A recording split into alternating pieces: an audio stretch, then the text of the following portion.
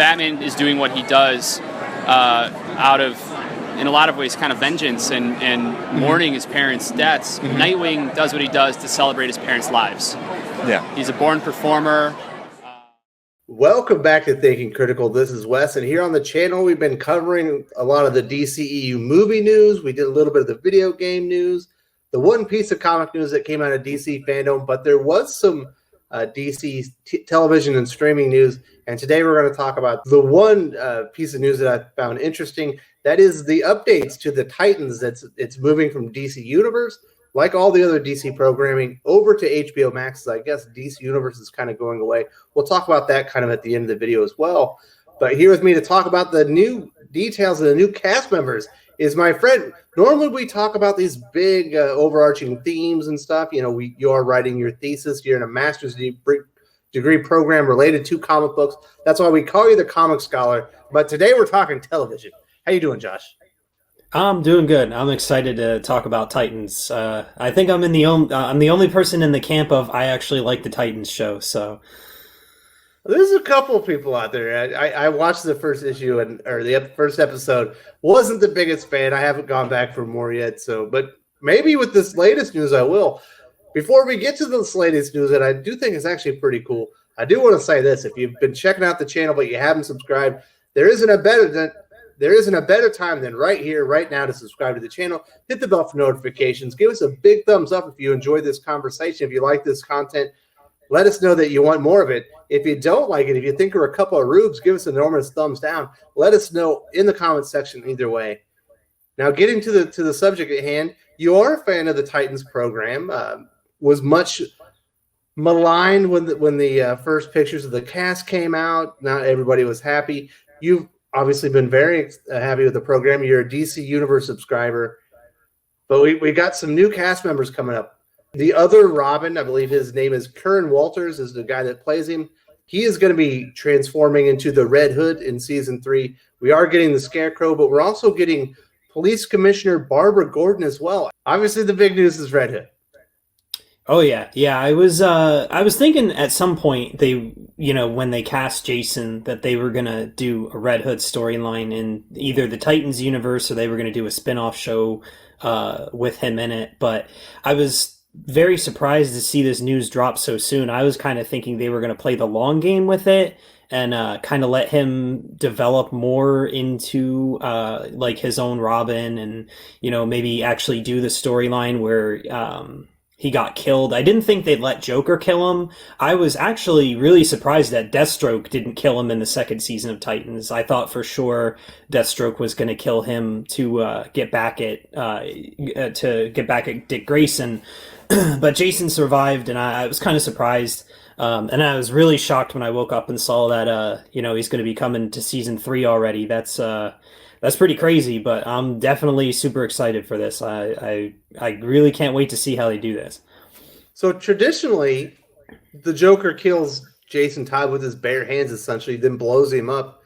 And he comes back and kind of blames Batman because he's unwilling to kill villains.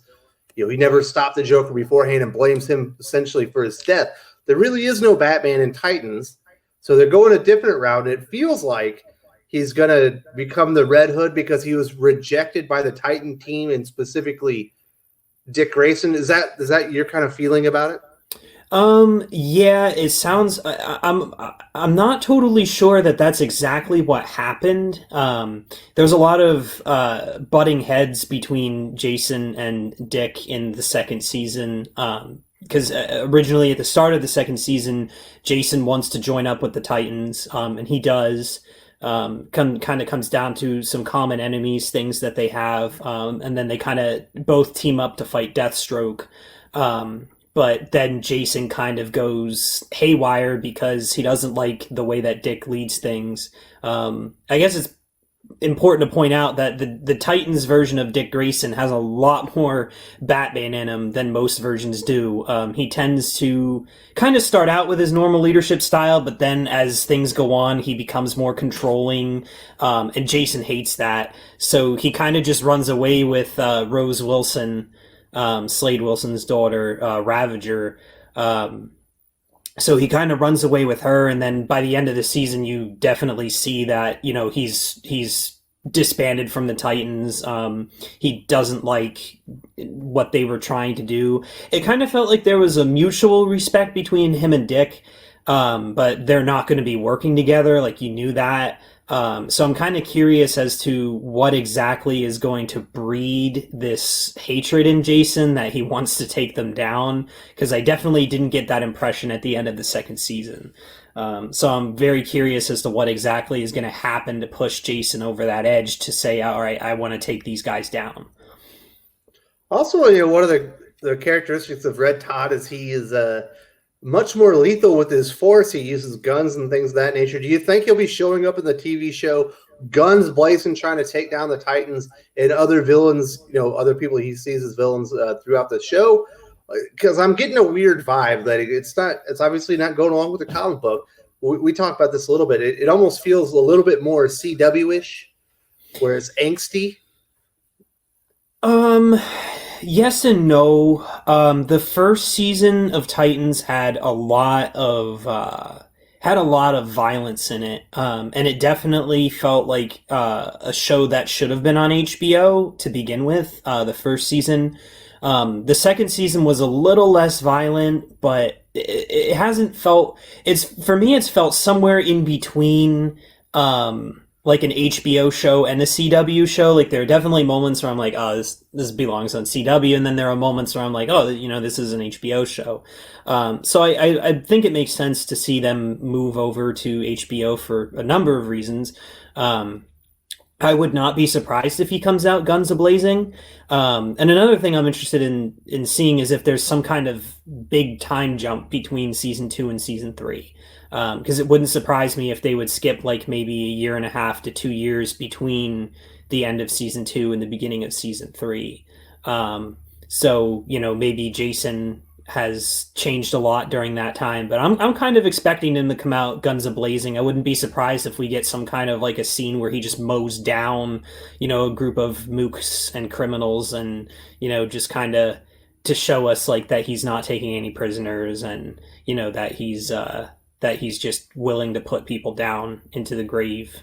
I don't know though, because Red Hood varies in the comics too. Sometimes he's very lethal, and other times he he uses rubber bullets or something. So time will tell on that. But I'm expecting to get like one of those really big montage kill scenes at the beginning of the season with him in it. So.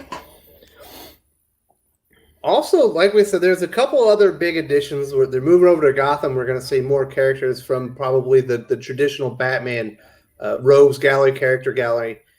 One of the big ones is Barbara Gordon, but she won't be Batgirl. She won't be Oracle, probably the best, most beloved version of the character. She's going to be Commissioner Barbara Gordon. It sounds like they're kind of going with a generational change idea, which I actually think is pretty cool when it's applied to a number of different characters. Because, I mean, have you seen any of the elder Bruce Wayne in season 2 of Titans? He was in the trailers. It was pretty cool. They picked a really good actor, and his relationship with Dick was pretty... It was, you could tell there was definitely some tension and some strain there, but they were starting to patch things up. But based on Bruce's age and his condition, there's no way he's still Batman. So he's definitely retired. But it sounds like it's kind of a changing of the guard between an entire generation. So you have, Dick, the previous Robin, he's Nightwing now. He's coming back to Gotham. He's replacing Batman. And then you have Barbara, coming in to replace her father, Commissioner Gordon. So you kind of see, the old guard of Jim and Bruce swapped out with the new guard of Dick and Barbara. So I'm not entirely opposed to it. I just kind of don't understand why they don't ever use Oracle anymore, because that's definitely the best version of Barbara Gordon, hands down. They just seem entirely opposed to using her in any of the films, TV shows, or comic books, and I just don't get it. But that's a rant for another day. So, of course, she always could be, Commissioner Barbara Gordon in a wheelchair. That's been paralyzed, so. You could have Oracle. She just wouldn't be the crime-fighting version of her Oracle. She could be the same character. It would be the police commissioner. That could be interesting. Yeah, that would be really cool if they would manage to kind of do that and blend both the characters together or something. That'd be pretty neat. And then the last character that they're introducing, at least the big one that they announced, is Scarecrow. Mm-hmm. Obviously, he's heavily associated with Arkham Asylum, likes to maybe, I don't know if it's torture, but use non-traditional means of treatment for his patients that might drive them insane, maybe use them a little bit. Got some gases out there that might drive you insane. Are you looking forward to Scarecrow, traditional, one of Batman's big rogues gallery, showing up in Gotham and fighting off with the Titans?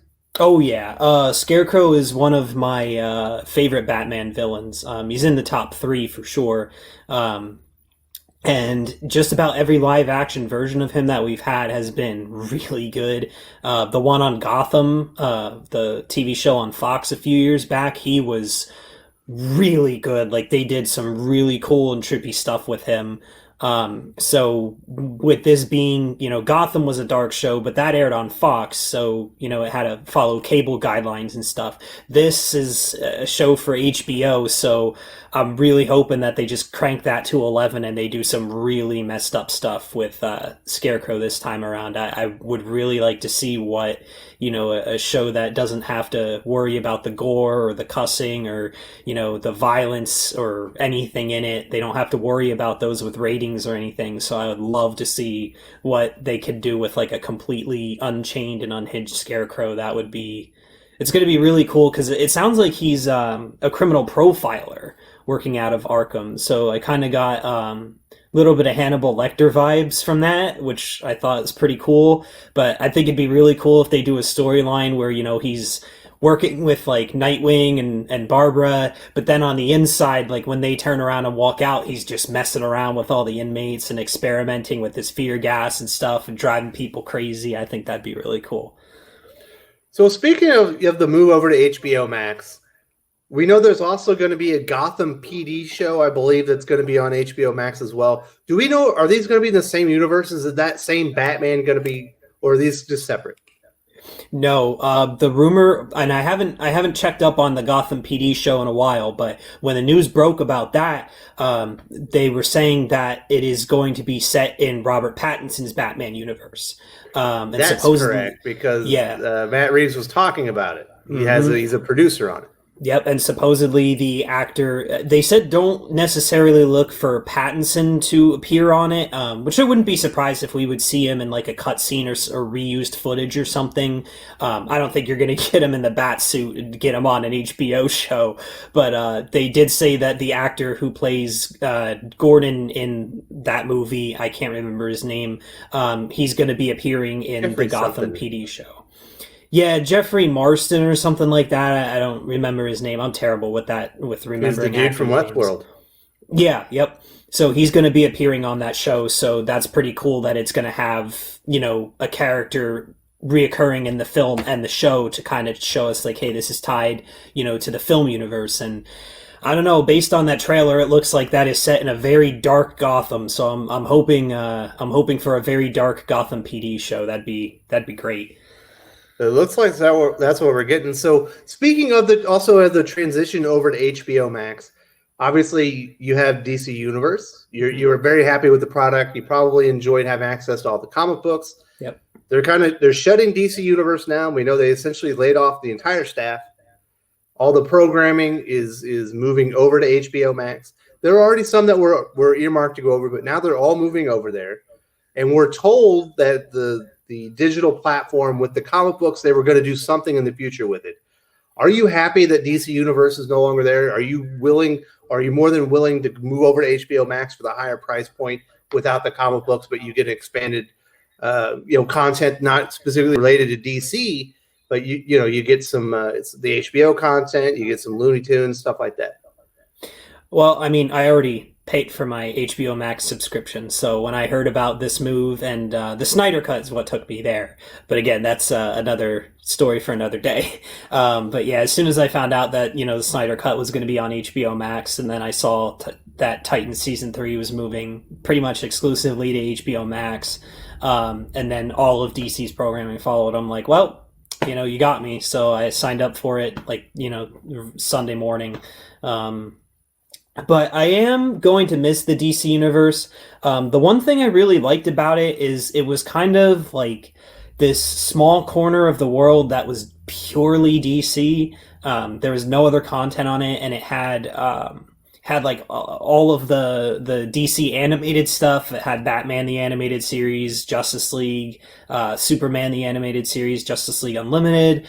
It had most of the animated films. Young But Justice. yeah, it had Young Justice, and the comic library is just, oh my god, it's insane. I prefer physical comics, but especially with school, like if I'm writing a chapter or writing a paper and I need to reference a specific comic, DC Universe was great for that because I didn't have to actually have the book in front of me. I could just go on, find the issue I knew I was looking for, and I could make my reference or whatever. So that was really great. So I am sad to see it go, but I'm also not stubborn enough to admit that this is the smarter decision on DC and Warner Brothers' part. You want to get your stuff out there with HBO Max. You want to get it exposure. You want to make it available to an audience who isn't going to pay $75 for a pure DC app a year. Which I was happy paying that. That was fine. But for someone who, maybe doesn't read comics or isn't interested in just DC content, this was the better move. So I'm sad to see it go. I really hope they do decide to keep it around for the comics, and I'll pay for that if I need to. But HBO Max has me excited. The Snyder Cut's going to be great. I think I'm excited for that. I may or may not have cried when I saw the trailer. So, then you got stuff like South Park and all that on HBO, which I'm a fan of. So I'm fine with, subscribing to that. They already got my money, so good on them. So when they launch this new version of their DC digital, comics application, you'll be moving over there too. Yeah, I'll be moving over. Being an academic in comics, I don't like digital comics, but man, it makes it so much easier. It's a godsend to be able to just, especially with Nightwing and how many runs there are. Like, if I know I need an issue from Chuck Dixon's run, I can just scroll down, click it, and boom, it brings it all up for me. I can quote it if I have to or whatever. So yeah, it's awesome having a digital library like that. If I wasn't working with comics in academics, I probably wouldn't. But it just makes life so much easier that I can't, I have to have that available to me. So, well, all right, Josh, I think we kind of covered the gamut here. Obviously, the biggest news is Jason Todd from the Titans series. He has transitioned over to Red Hood in season 3. Barbara Gordon will be introduced as Police Commissioner Barbara Gordon, and we're getting the Scarecrow as well. Moving forward with Titans on HBO Max, as all of those DC related programs are just transitioned over to HBO Max, and they basically shut down DC Universe. Sounds like exciting stuff. You're excited. Maybe I should check it out. I love Red Hood. I love the Red Hood story. Obviously, this is not going to be an interpretation of the original Under the Red Hood story. This is going to be something completely different. But I do like the character, and you were very complimentary of the actor that portrayed Jason Todd in that series, and it sounds like you're definitely on board. Oh yeah, most of the casting in that series has been pretty good, but I would say without a doubt that Curran Walters, I believe that's Curran Walters, he was the best cast of the entire series. Like, he just embodies Jason Todd. He was perfect. So I'm really excited to see what he can do with the Red Hood character. All right, Josh, I appreciate you coming on the channel, talking a little bit about TV. I guess we're going to be talking Damian Wayne here in a future episode and kind of break down his characterization. Yeah, I gotta get you your reading list. I forgot to get on that, so I'll get you the reading list, and then we can start our discussion on that. So that should be great. Absolutely. In a couple of days, another day or two, there will be another video we already recorded about Rick Grayson. Obviously, we are doing the Damian Wayne video in the future as well. Thank you for joining me, Josh. Really appreciate it. No problem. Thanks for having me, and I enjoyed any time I can come on. If you enjoyed this video, please give it a like. I would appreciate it very much. It helps us attract more views for the channel. Subscribe for future commentary, comic book news, and reviews. And don't forget to ring the bell for notifications. If you want to talk comics, movies, and much, much more, you can follow me on Twitter at Wes_from_TC. With that, Salamat Po, and I'm out.